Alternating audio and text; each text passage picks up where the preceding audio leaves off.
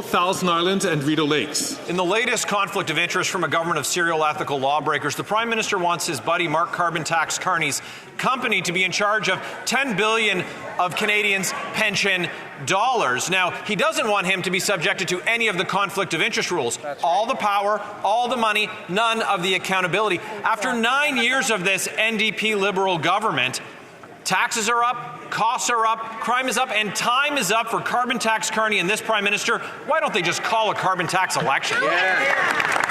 Hey, man. We might see it after question period. Thank you, Mr. Speaker. Another week, another tired line from the Conservatives. When it comes to Canadians who disagree with their vision of the country, instead of allowing for that disagreement to happen, they attack them personally and try to bring them down. We have seen this time and time again from Conservatives, whether it's the news media like CBC or CTV, or whether it's eminent Canadians who give of themselves. The Conservatives only have one objective, and that's to tear down Canadians who don't share their beliefs. Thank you, Mr. Speaker. The honourable member for Leeds Grenville, Thousand Islands, and Rideau Lakes. It's no surprise that that member wants to deflect from her Prime Minister, who was twice found guilty of breaking ethics laws himself, and that's why he's trying to protect his buddy Carbon Tax Carney from the ethical rules that would, of course, call into question this $10 billion of Canadians' pensions that they want to let him get his hands on in exchange for what? Advice that he's going to give them from Bay Street that everyone on Main Street can just eat cake when they can't afford any more of his rising carbon tax. It's been 9 years of their failed NDP Liberal policies. Canadians are out of money. They're out of time. When can we have an election? Before the honourable minister takes her spot, I did hear a comment out of turn. I think it was from a minister. I couldn't figure out who it is, but I'll ask members to please, again, don't take the floor unless recognised by the chair. The honourable leader of the government in the House of Commons. Thank you, Mr. Speaker. And again, what we see from the Conservative members of Parliament is that they just can't handle being criticized. It's the same way they treat the media. When the media asks them tough questions about what they are putting forward in terms of their agenda for Canadians, what do? They attack them. This is what they do with the media. This is what they do with eminent Canadians. This is what they do with any Canadian who doesn't share the vision for Canada. Mr. Speaker, we should be talking up Canada. We should be talking up Canadians instead of talking them down like the Conservatives. Yeah, good answer. The honourable member from Calgary Nose Hill. Mr. Speaker, first the Liberals announced that Mark Carney, the chair of Brookfield, a trillion-dollar corporation whose interests span the entire federal government, would be setting Canada's economic policy. Then news broke that Brookfield had been lobbying for a federally funded multi-billion-dollar investment fund that they would manage. Then, over this past weekend, Mark Carney sent out a fundraising email blast via the Liberal Party's donation list. Interesting. Did the Liberals or Brookfield clear any of this with the lobbying commissioner? The honourable leader of the government in the House of Commons. Again, Mr. Speaker, what we see from the Conservatives is when there are Canadians that don't share their vision of Canada, they talk them down. They try. Invite the honourable minister to speak. Oh, I'm going to ask members. come on. Please. Again, do not take the floor until they're recognised by the chair. The honourable leader of the government from the House of Commons from the top. Thank you, Mr. Speaker. It's okay. I understand this response makes them uncomfortable because they know it's true, Mr. Speaker. Right. But when it comes to Canadians who don't share their vision of Canada, what do Conservative members of Parliament do? They talk them down. They try to bring them down. They don't like having people push against their agenda. They don't like it when they're asked tough questions, or when smart, intelligent people don't share their vision of Canada, they try to take them down instead of having that debate. Thank you, That's Mr. right. Speaker. Good answer. That's right. Come on, dude. The honourable member from Calgary Nose Hill. Grifols, a big pharma company, recently gained approval from Canadian Blood Services, which is regulated by the Liberal government, to acquire Canadian plasma resources, a critical source of blood products for Canadians. But this summer, reports said that under this contract, Canadian blood plasma products could be sold abroad for profit by Grifols, something that could jeopardize supply in Canada. Guess which company has been in takeover talks with Grifols this whole time? Brookfield. Is that why the Liberals didn't clear Carney with the lobbying commissioner? Ooh. They thought the Conservatives wouldn't catch on to it, eh? Mr. Speaker, Canada is known everywhere in the world as being absolutely one of the best jurisdictions to manage plug supply, and that is something that we are absolutely committed to continuing. I think that casting aspersions and trying to manufacture things is something we're using. Whoa, hold on a second. On the other side, but that reputation. Parlez-vous interference. To make sure that when Canadians know Iran, that it's there for them, Russia, it's there for China, them safely, is something that we're going to continue unabated to be committed to. And ask the honourable member from St. Margaret's South Shore, please, to he's been keeping his voice down, but it's been regular, so I'm just going to ask him to please not do that. The honourable member from Ladysmith, Nanaimo, Ladysmith. Mr. Speaker, residential school survivors and their families deserve answers. We know that truth comes before healing. The Truth and Reconciliation Commission calls on all levels of government and churches to hand over all records. But survivors still face barriers, missing records, delays, and disappointments. Why is this government failing to give survivors and their families access to the truth? The Honourable Minister for Crown Indigenous Relations. Thank you, Mr. Speaker, and I'd like to thank my colleague for that very important question. And let me take this opportunity to acknowledge the National Day for Truth and Reconciliation and the many commemorations that took place across this country. From 2015, when the Truth and Reconciliation Report calls to action came in to government, we've been working towards enacting all the 94 calls to action. We will continue to work with survivors in order to ensure that there is truth, justice, and accountability, Mr. Speaker. Thank you. The honourable member from Edmonton, Griesbach. The housing crisis in Edmonton rages on, and Indigenous people are disproportionately impacted. Latest reports show that Edmonton's homeless population has jumped by 1,300 people since the start of the year. To make matters worse, last winter's amputations due to frostbite skyrocketed by 162%. With colder temperatures approaching, people are going to lose limbs or die. Will the Liberals continue to stand by and watch alongside Danielle Smith, or will they finally build the homes people in Edmonton desperately need?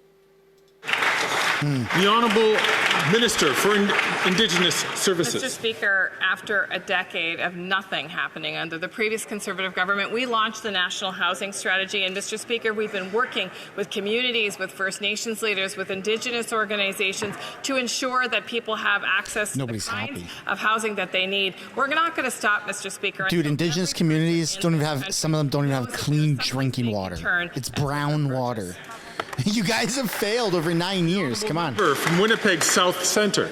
Mr. Speaker, September 30th marks one of the most important days in the Canadian calendar. For generations, Indigenous peoples had to conceal their cultures, languages, and true identities. The results, both past and present, led to the devastating consequences faced by families and communities and gave way to intergenerational trauma, the impacts of which is still felt immensely in our country today. Yesterday, communities across Canada came together to honor survivors and their relatives and commit to doing our part on this journey towards truth and reconciliation. I asked the Minister of Crown Indigenous Relations to share his reflections with the House on the importance of this day and the work ahead. Thank you, Mr. Speaker. The Honourable Minister for Crown Indigenous Relations. Thank you, Mr. Speaker, and let me begin by acknowledging the work of my friend from Winnipeg. Yesterday was National Day for Truth and Reconciliation, and over the last several days, I've had the opportunity to listen to many survivors, Mr. Speaker, who speak about the enormous loss that they feel. I also have had a chance to speak to many who've been working towards advocating towards finding truth for the loved ones that never came home. This afternoon, we raised the survivors' flag right here on the Hill, and I ask all Canadians to reflect on this day and to ensure that they do their part towards reconciliation. The Honourable Member from Thornhill. After 9 years of this Liberal NDP costly coalition, grocery prices are up 27%. Gas prices are up 40%, and now new data from Equifax shows that credit card debt is up too. The average Canadian now has $4,300 on their credit card, the highest on record since the last recession. Why are these Liberals using their carbon tax to inflate the price of everything, punishing families and forcing them to take on more debt just to get by? The Honourable Deputy Prime Minister and Minister of Finance. Mr. Speaker, I am really glad to have the chance to talk about our carbon rebates and our policies on credit cards, because today we announced that later this month, thanks to our government's negotiations with credit card companies, the fees that small businesses have to pay are going down. That is good news for small businesses. Probably not by much. And what about the fees for the everyday person? Small businesses are going to get big carbon rebates. That member of parliament, like me as an Ontario MP, an Ontario business with 10 employees is going to be getting The Honourable Member from They just cut her off. This might be the only person left in the world that thinks paying more tax makes you richer and somehow stops climate change. The carbon tax isn't about the environment, and it's certainly not about affordability. It's about getting more money for her spending addiction. Even Catherine McKenna admits that their plan was always to spend your money. It's clear that they've run out of money. They're going to raise the tax over and over again to 61 cents a litre as 2 million people use a food bank. How many more people will face poverty before they reverse course? Wow, man.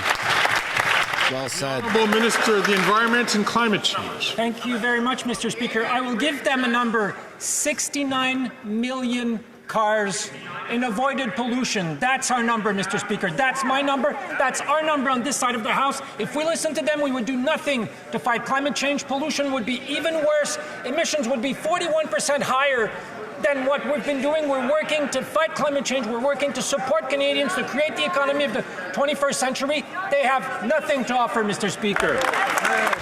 Harry Pot smoker. High on his own supply. The NDP Liberals are desperately trying to convince Canadians that they're better off paying a higher and higher carbon tax. But the truth hurts. It appears that food inflation isn't a global issue, it's an NDP Liberal issue. Right. According to the food professor, because of the carbon tax, wholesale food prices in Canada are up 34% in every single category. And wholesale food prices in Canada are 37% higher than they are in the United States. Again, because of the carbon tax. Exactly. Will the Prime Minister just admit he was wrong about his carbon tax and call a carbon tax election? Let's go. We're going to find out today. We're going to find out with the vote of non-confidence. And climate change. Mr. Speaker, it seems that Conservatives are now starting to listen to economists, and they quoted Trevor Toombs. Well, let's say what Trevor Toombs has to say about carbon pricing and price on food, Mr. Speaker. And I quote, "While concern around affordability is clearly warranted, climate policies are not a significant driver of the rising cost of living, nor will removing policies such as carbon pricing materially improve the situation." Thank you, Mr. Speaker. The Honourable from Foothills. The NDP Liberals just can't handle the truth. And the truth is Canadians are being forced to food banks in record numbers.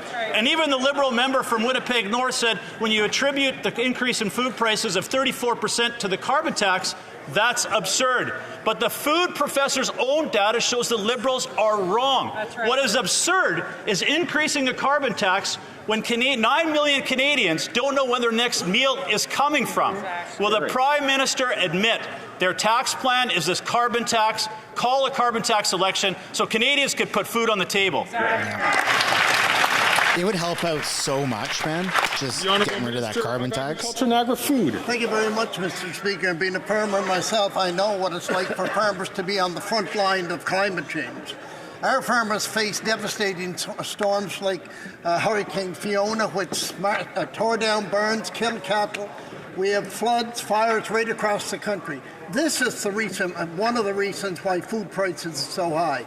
We put a price on pollution that works, Mr. Speaker. And also, my honourable colleague, in his riding, his average farmer will receive $1,800 a year in carbon rebate. I know the Conservative Party... Yeah, cut off Colonel Sanders. The Honourable Member for Torres de Blainville.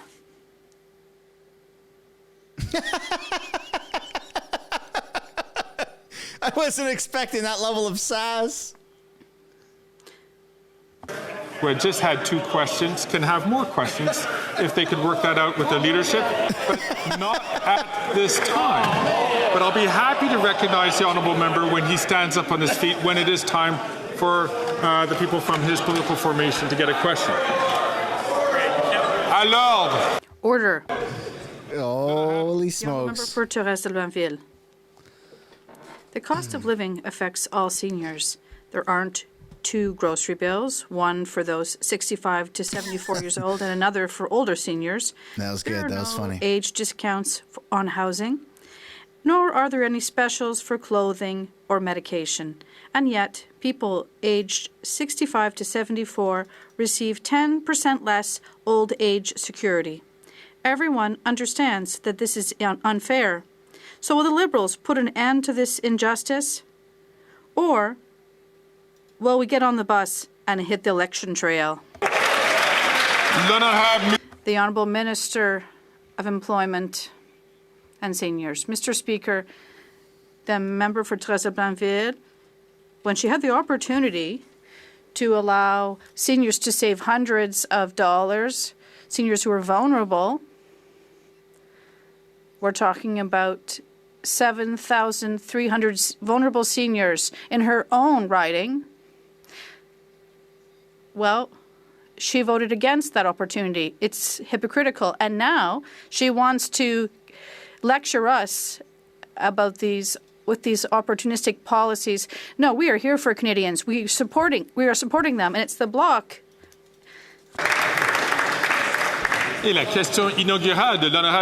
And this is the first question for the member from La Salle et Verdun. Mr. Speaker, I would like to take this first opportunity to thank the citizens of La Salle et Verdun for their trust. I will do my utmost to deserve it. Today, I am proud to join the Bloc Québécois ultimatum for seniors. The Liberals have 2 choices. They can improve OAS for those under 74 years of age and under, or they can go to the polls right now. And I am in a good position to remind them that the last time around it didn't end very well for them. So what will they choose, seniors or an election? I'm telling you, folks, we're gonna see an election. We're gonna see a vote of non-confidence. Bloc is gonna vote for the vote of non-confidence today. Order, please.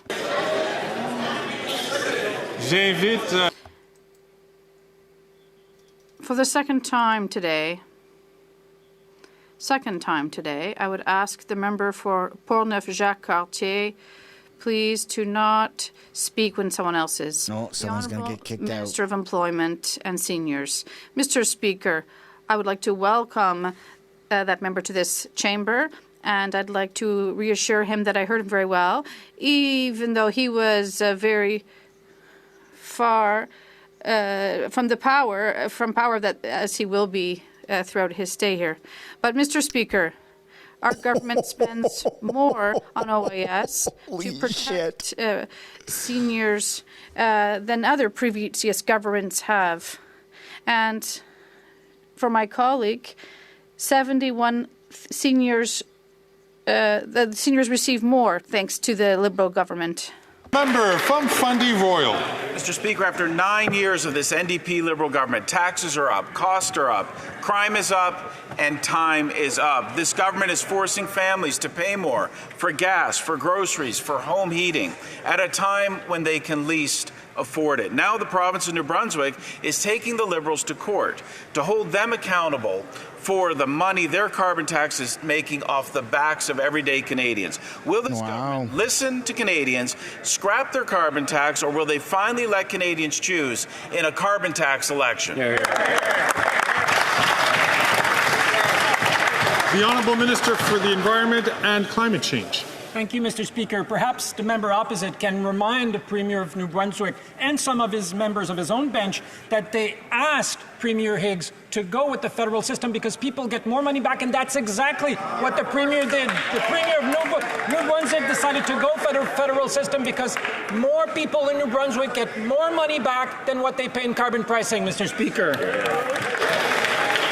The honourable member from Fundy Royal. Mr. Speaker, we know the Liberals would rather talk about anything else than talk about the fact that their 61-cent per litre carbon tax will mean that Canadians will have amongst the highest fuel prices in the world. Even the Parliamentary Budget Officer has confirmed that the Liberals' carbon tax costs Canadians more than they get back. Canadians have no confidence in this Prime Minister or in his costly carbon tax. When will the Liberal government get out of the way so Conservatives can finally axe the tax? The